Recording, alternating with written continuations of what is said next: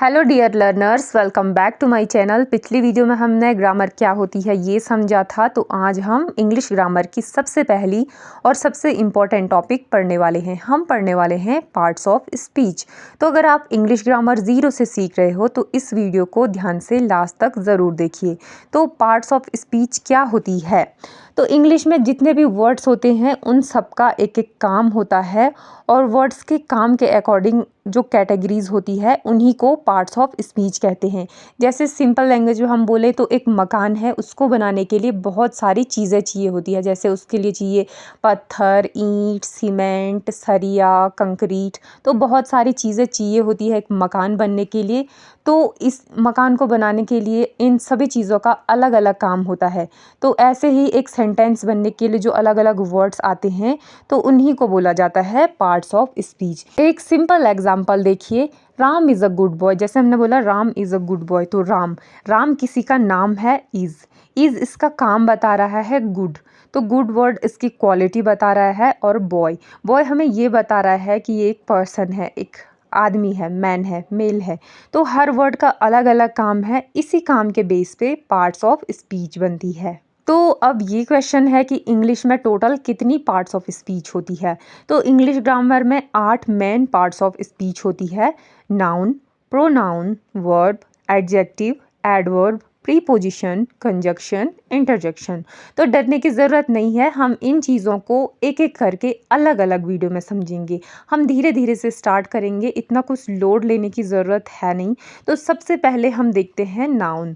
अभी हम इनको सिर्फ बाहर से देखेंगे, एक एक सिंपल सी डेफिनेशन। इसके बाद हम इनको एक एक करके कंप्लीटली डिस्कस करेंगे। तो नाउन क्या होता है? तो नाउन होता है किसी पर्सन, प्लेस, एनिमल या किसी थिंग का नाम।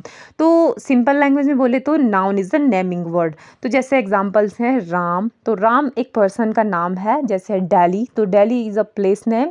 फिर है डॉग, तो डॉग एक एनिमल है। तो इसके बाद है बुक, तो बुक एक थिंग है, एक चीज़ है। तो जैसे एक सेंटेंस हम बनाते हैं, राम इज़ माई फ्रेंड, तो दिस इज़ अ बुक। तो Ram is my friend, Ram is my friend हमने बोला, तो राम यहाँ पे एक नाउन है।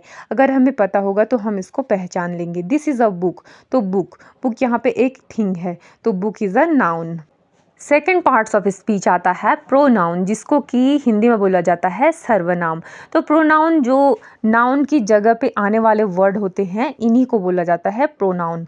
जैसे है ही, शी, आई, यू। तो जैसे हमने नाउन में बोला कि नाउन किसी पर्सन का नाम है, तो जैसे हमने बोला राम, लेकिन अगर हम उसके बारे में बात कर रहे हैं और हमने नाम नहीं निकाला, हमने बोला ही, तो ही ने जो है नाउन को रिप्लेस किया, तो इसी चीज़ को बोला जाता है प्रोनाउन। तो जैसे एक सेंटेंस देखते हैं, Ram is my friend, he is very kind. तो हमने बोला Ram is my friend. First में तो हमने जहाँ पे फुल स्टॉप है यहाँ तक हमने बोला Ram is my friend Ram. यहाँ पे तो हम नाउन यूज़ कर रहे हैं राम बोल के। फिर हमने बोला ही इज़ वेरी काइंड, हमने बोला वो बहुत दयालु है। तो ही हमने यहाँ पे यूज़ किया, तो ही ने जो है नाउन राम को रिप्लेस किया, तो इसी चीज़ को बोला जाता है प्रोनाउन। अब थर्ड पे आता है वर्ब यानी कि एक्शन वर्ड। काम होना या काम करना, जो वर्ड्स ये चीज़ बताते हैं तो इसी को बोला जाता है वर्ब। जैसे इसके एग्जांपल हैं ईट, गो, प्ले, राइट। तो इन चीज़ों में हमें ये पता लगता है कि ईट यानी कि खाना, एक्शन हो रहा है खाने का। गो यानी कि जाना, कोई चल रहा है तो वहाँ पे एक्शन हो रहा है। प्ले यानी कि खेलना, राइट यानी कि लिखना।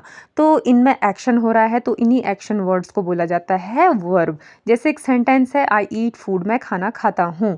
तो यहाँ पे खाना, खाता हूँ, एक एक्शन वर्ड है ईट, तो इसी चीज़ को बोलेंगे वर्ब। जैसे हो गया शी प्लेज फुटबॉल, वह फुटबॉल खेलती है। तो प्ले यहाँ पे एक एक्शन वर्ब है, तो इसी को बोला जाता है वर्ब। अब फोर्थ पे आता है एडजेक्टिव। तो एडजेक्टिव नाउन की क्वालिटी बताता है। जैसे इसका एग्जांपल है गुड, बैड, बिग, स्मॉल। तो ये सारे वर्ड्स हमें किसी भी चीज़ की जो है क्वालिटी बताते हैं, तो इसी चीज़ को बोला जाता है एडजेक्टिव। जैसे एक सेंटेंस हम बोलते हैं this is a good boy, तो यहाँ पे गुड इस लड़के की क्वालिटी बताई जा रही है, तो इसी चीज़ को बोलेंगे एडजेक्टिव। जैसे she has a big house, तो उसके पास बड़ा घर है, यहाँ पे उस घर की विशेषता बताई जा रही है, तो इसी चीज़ को बोलेंगे हम एडजेक्टिव। क्वालिटी बताने वाले वर्ड्स को एडजेक्टिव बोलते हैं। अब फिफ्थ आता है एडवर्ब, जिसको हिंदी में बोला जाता है क्रिया विशेषण। तो ये वर्ब की भी क्वालिटी बताता है, काम कैसे, कब, कितना हुआ, इस चीज़ को जो वर्ड बताते हैं इसी को बोला जाता है एडवर्ब। जैसे स्लोली, फास्ट, वेरी, ऑलवेज। तो ये चीज़ जो है ये वर्ब की भी क्वालिटी को बता रहा है, तो इसी को बोलेंगे हम एडवर्ब। जैसे एक सेंटेंस है, ही रन्स फास्ट, बहुत जल्दी जल्दी दौड़ता है, बहुत तेज़ दौड़ता है। यहाँ पे ऐसे बोला गया है तो वो दौड़ तो रहा है लेकिन तेज़ दौड़ रहा है। रन, रन यहाँ पे एक वर्ब है लेकिन दौड़, फिर भी वो बहुत तेज़ भाग रहा है। तो जो वर्ब की भी यहाँ पे विशेषता बता रहा है यानी कि फास्ट वर्ड, तो इसी को बोला जाएगा एडवर्ब। तो जैसे नेक्स्ट एग्जांपल हो गया, शी स्पीक स्लोली। तो स्पीक, स्पीक यहाँ पे एक वर्ब है, वह आराम से धीरे से बोलती है। तो स्पीक एक वर्ब है लेकिन जो स्लोली वर्ब है आराम से धीरे से, ये स्लोली वर्ड स्पीक की भी विशेषता बता रहा है, तो इसी को बोला जाता है एडवर्ब। सिक्स्थ पे अब आता है प्रीपोजिशन यानी कि संबंध बताने वाला शब्द। तो जो वर्ड्स रिलेशन बताते हैं एक सेंटेंस में किसी चीज़ के बीच, तो इन्हीं वर्ड्स को बोला जाता है प्रीपोजिशन। इसके एग्जांपल्स हैं इन, ऑन, अंडर, बिहाइंड, और भी बहुत सारे हैं लेकिन अभी हम बेसिक समझ रहे हैं तो इतना एग्जांपल बहुत है समझने के लिए। जैसे इसका एक सेंटेंस है, the book is on the table, कि जो बुक है उसको मेज़ पे रखा है। तो ऑन यहाँ पे है एक प्रीपोजिशन। जैसे है the cat is under the chair, तो यहाँ पे अंडर वर्ड यूज़ किया गया है, तो इसी को बोला जाता है प्रीपोजिशन। अब आता है कंजक्शन। तो कंजक्शन दो वर्ड्स या सेंटेंसेस को जोड़ता है। जैसे इसका एग्जांपल है एंड, बट, बिकॉज। तो ये सारे वर्ड्स दो वर्ड्स को या दो अलग अलग सेंटेंसेस को जोड़ते हैं, तो इसी चीज़ को बोला जाता है कंजक्शन। जैसे हो गया I am poor but I am happy. तो यहाँ तक एक सेंटेंस था आई एम पुअर, फिर यहाँ पे बट आया और इसने एक पॉइंट और ऐड किया आई एम हैप्पी, मैं गरीब हूँ लेकिन मैं खुश हूँ। जैसे नेक्स्ट एग्जांपल है Ram and Shyam are friends. तो राम एक वर्ड है, एक पर्सन है यानी एक नाउन है। तो राम एंड, बीच में एंड आया, इसने दो वर्ड्स को जोड़ा, Ram and Shyam are friends, Ram और श्याम दो दोस्त हैं। तो इसी चीज़ को बोला गया है कंजक्शन। अब आता है इंटरजेक्शन। तो इंटरजेक्शन इमोशन को प्रकट करने वाले वर्ड्स होते हैं। इंटरजेक्शन जो सडन फीलिंग होती है उसको बताते हैं। जैसे इसका एग्जांपल है ओह, वो। तो ये सारे हैं इंटरजेक्शन। जैसे एक सेंटेंस हम बोलते हैं वो, व्हाट अ ब्यूटीफुल प्लेस।